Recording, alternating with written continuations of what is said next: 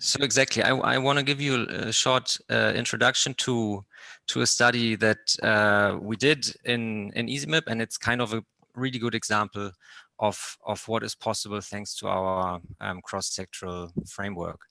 Next slide. So this is really a big collaborative effort. So here you see the authors of the associated paper. Everyone in this list, or almost everyone in this list, is either an impact modeler or a member of the cross-sectoral science team or the data management team. So it's really, yeah, it's really we're really bringing the community together with studies like this. Next slide. The research question we wanted to ask in the study was, how will the exposure to extreme climate impact events change in response to global warming? You have probably heard that the frequency and intensity of extreme events changes with climate change, and we wanted to quantify that change using ISIMIP data. And yeah, specifically we used, for this study, we used ISIMIP 2B input and output data. Next slide. Thanks to the many impact sectors covered by ISIMIP, we were able to look at many different kinds of extreme events. Here you see the categories covered. We looked at river floods, tropical cyclones, droughts, crop failure, wildfire, and heat waves. And next slide. And the models we used for this were hydrological models for the flood and drought simulations. We used a tropical cyclone model for the cyclones, crop models for crop failure, vegetation models for wildfires, and the heat wave occurrences could directly be derived from climate model outputs. Next slide.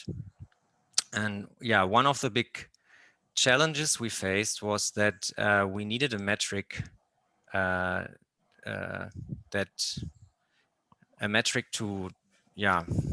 somehow quantify these extreme events that works for all event categories,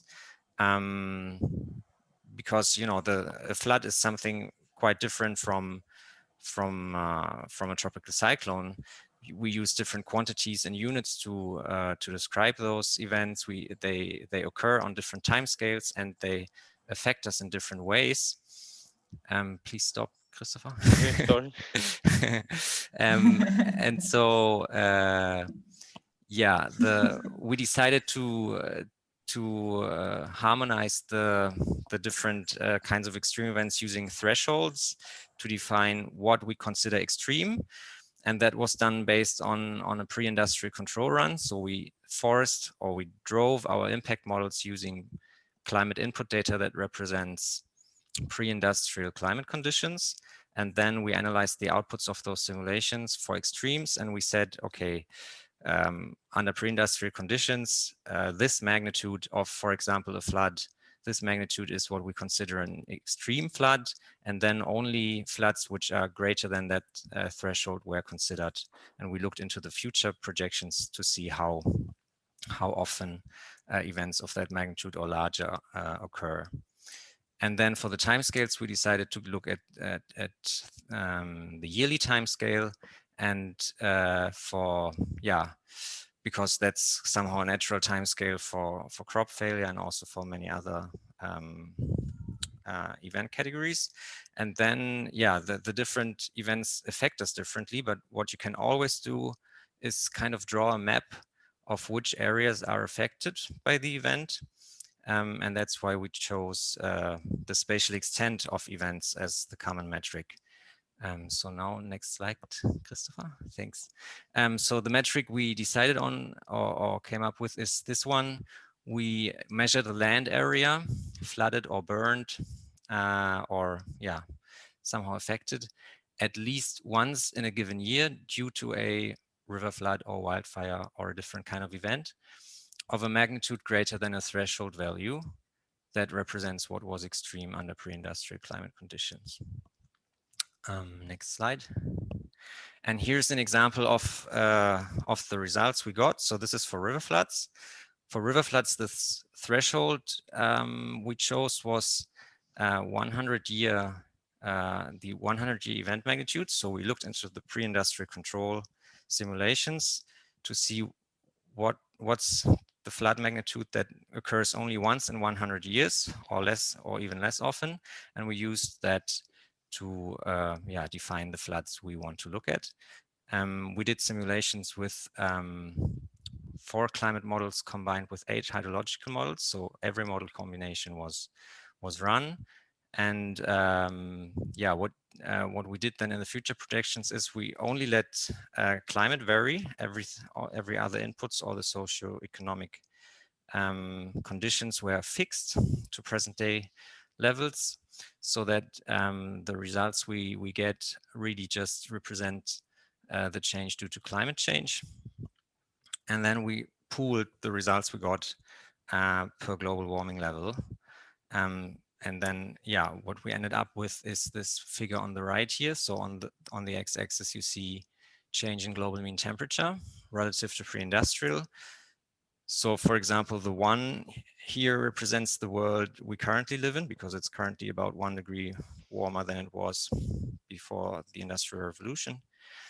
And then on the y-axis, you see the change in the global land area annually exposed to river flooding. And as you can see, the lines go up, which means exposure to river flooding increases. Every line represents one model combination with different colors representing different climate models. And then, as you can see, for each climate model, the different hydrological models were run. Next slide. And as Katja already showed, we did the same thing for the other 5 extreme event categories, for cyclones, for droughts, for crop failure, wildfires, and heat waves. And